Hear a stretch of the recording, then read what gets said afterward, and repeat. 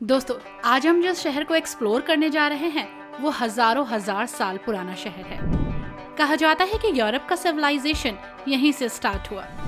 हर साल यहाँ 45 लाख से भी ज्यादा लोग आते हैं। ओलंपिक का जन्म स्थान है ये, और हाँ, मैराथन की शुरुआत भी इसी शहर से हुई है। बेहद ही खास शहर है ये, और अपने आप में इतिहास, संस्कृति, रीति रिवाज और मिलनसार लोगों का घर भी है।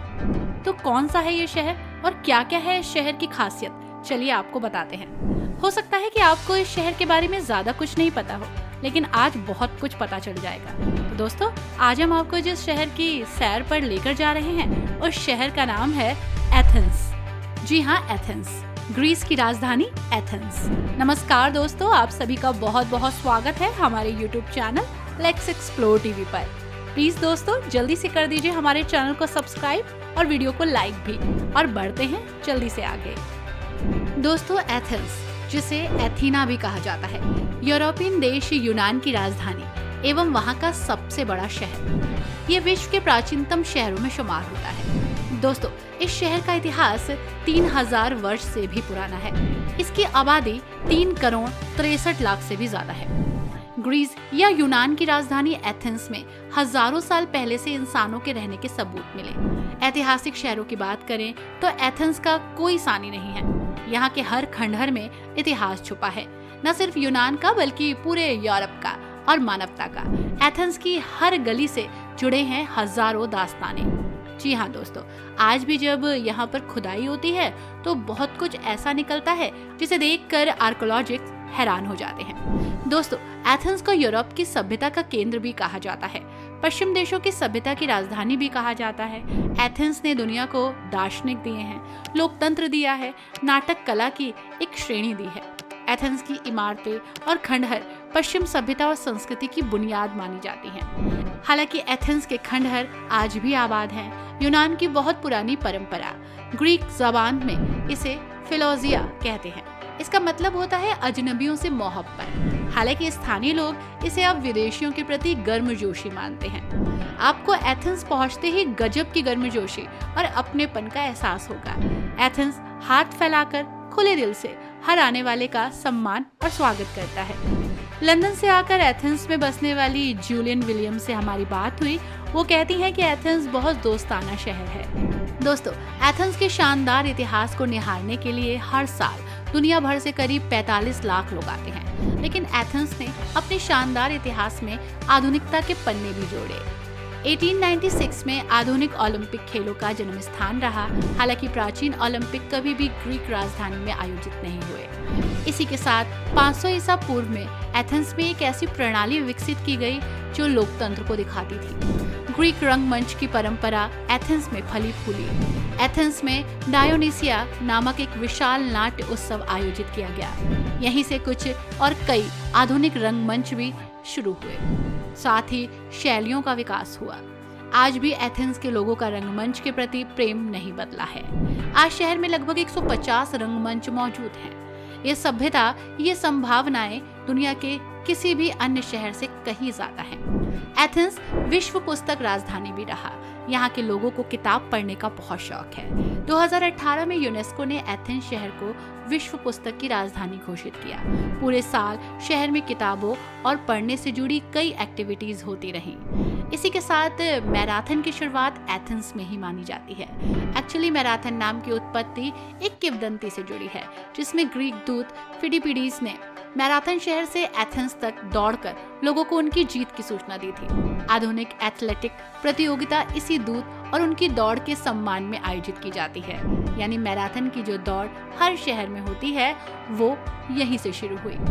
इसी के साथ दोस्तों, Athens has one of the busiest container port in the world. Athens के अंतर्गत एक नगर पालिका पियरस बंदरगाह का घर है, जो यूरोप और पूरे विश्व में सबसे बड़े और सबसे व्यस्त यात्री और कंटेनर बंदरगाहों में से एक है। दोस्तों, जब एथेंस मेट्रो के लिए सुरंगों का निर्माण किया जा रहा था, खुदाई की जा रही थी, तो उसके अंदर से कुछ ऐसी कलाकृतियां मिली जो प्राचीन सभ्यता को दर्शाती हैं।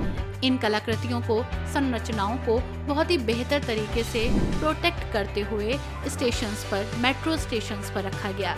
यहाँ आने वाले यात्री इन कलाकृतियों को देख सकते हैं, इतिहास और सभ्यता के बारे में भी जान सकते हैं। दोस्तों, may be you are a history lover और nature lover, perhaps you are someone who loves partaking in dynamic local culture. Whatever type you are, Athens always promises you an unforgettable experience. Athens में घूमने के लिए आपके पास बहुत सारे options हैं। आप कहाँ कहाँ जा सकते हैं, चलिए आपको बताते हैं। दोस्तों, आप जा सकते हैं एक्रोपोलिस। एथेंस में घूमने के लिए सभी जगहों में से एक्रोपोलिस सबसे ज़्यादा मशहूर जगह है। हालांकि इस जगह पर सिर्फ पार्थेनन मंदिर के अलावा और भी बहुत सारा कुछ है, इसके लिए ये सबसे मशहूर जगह। दरअसल एक्रोपोलिस में देखने लायक कई अन्य अट्रैक्टिव प्लेसेस हैं, जिसमें एरेच्थियन, पोपिलिया और एथेना नाइक का मंदिर है। आमतौर पर पर्यटकों और गाइड से भरा हुआ ये स्थान विशेष रूप से शांति का अनुभव कराता है, लेकिन आप एक्रोपोलिस को देखे बिना एथेंस की यात्रा को पूरा मत समझिएगा, तो यहाँ जरूर आइएगा। इसी के साथ दोस्तों, ये है सोनियो में पोसाइडन का मंदिर। वास्तव में शानदार दृश्यों के लिए आप पोसाइडन मंदिर को देखने के लिए सोनियो की आधी या पूरे दिन की यात्रा कर सकते हैं। आंशिक रूप से आपका समय बर्बाद नहीं होगा। ग्रीक मंदिर एक तटीय चट्टान के ऊपर बना है। इसके नीचे गहरे नीले समुद्र का मिलन आपको बहुत अट्रैक्शन देगा। निश्चित रूप से एथेंस के पास घूमने के लिए खूबसूरत जगहों का खजाना है। यदि आप इसे सूर्यास्त के समय देख सकते हैं तो ये और ही बेहतर लगेगा। एथेंस से लगभग 1 घंटे की दूरी पर है और यहाँ बहुत सारे टूर विकल्प भी हैं। दोस्तों, वन एंड ओनली हेरोडस एटिकस का रंगमंच आंशिक रूप से बहाल किया गया ये ग्रीको रोमन थिएटर देखने में बेहद खूबसूरत है। अगर आप इस तथ्य को स्वीकार करते हैं कि साइट का ज्यादातर हिस्सा ग्रीको रोमन से ज्यादा ग्रीको मॉडर्न है, तो आप निश्चित रूप से अपनी यात्रा का आनंद ले सकते हैं। दूसरी शताब्दी के मध्य में एक समृद्ध ग्रीक मूल के रोमन सीनेटर द्वारा इसे बनाया गया थिएटर आश्चर्यजनक रूप से फोटोजेनिक है और शहर के कुछ बेहतरीन दृश्य को दिखाता है। दोस्तों, दिस इज हेफेस्टस का मंदिर। एथेंस में देखने लायक सबसे अच्छी जगहों में और सबसे बेहतरीन जगहों की श्रेणी में आता है। हेफेस्टन का मंदिर वास्तव में एथेंस के प्राचीन मंदिरों में सबसे अच्छी तरह से संरक्षित है और काफी हद तक इसे दर्शाया भी गया है। आज ये काफी हद तक अपने मूल स्वरूप में खड़ा है, इसलिए क्योंकि इसे लगभग 2500 साल पहले बनाया गया था। हालांकि ये अब भी उतना ही खूबसूरत लगता है। हालांकि आप इसका कंपैरिजन किसी से भी नहीं कर सकते। दोस्तों, ये है पार्थेनन। एक्रोपोलिस के ऊपर स्थित बहुत से लोग एथेंस में सिर्फ पार्थेनन देखने आते हैं। दरअसल ये हमेशा एथेंस में देखने लायक 10 टॉप डेस्टिनेशंस में से एक है। अक्सर पहले नंबर पर होता है। इसमें कोई संदेह नहीं है कि पार्थेनन काफी इफेक्टिव है और आप इसे देखे बिना एथेंस से नहीं जा सकते। लेकिन पर्यटक सीजन में ये बहुत गर्म और भीड़ भाड़ वाला होता है और एथेंस के कुछ अन्य प्राचीन मंदिरों की तरह इसका संरक्षण भी उतना ही अच्छी तरीके से नहीं किया गया। दिन में जितनी जल्दी हो सके आप यहाँ जाएं और जल्दी से देख कर आ जाएं, क्योंकि गर्मी बहुत होती है। और हाँ दोस्तों, अगर आप कुछ कल्चर्ड चीज लेना चाहते हैं, कुछ ट्रेडिशन सामान की खरीदारी करना चाहते हैं, तो एथेंस में बहुत सारे मार्केट्स हैं, आप यहाँ जा सकते हैं। अपने नियर एंड डियर के लिए कुछ खास ले सकते हैं। कुछ सुकून के पल भी आप कुछ जगहों पर बिता सकते हैं। आई होप दोस्तों आपको ये खूबसूरती एथेंस की ये नज़ारे पसंद आए होंगे। वीडियो अच्छी लगी हो तो वीडियो को लाइक एंड शेयर करना मत भूलिएगा। Thanks for watching. Bye bye and take care.